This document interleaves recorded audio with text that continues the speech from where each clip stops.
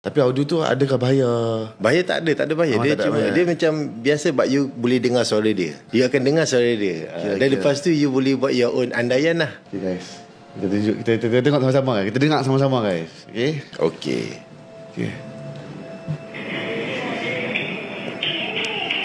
You dengar je.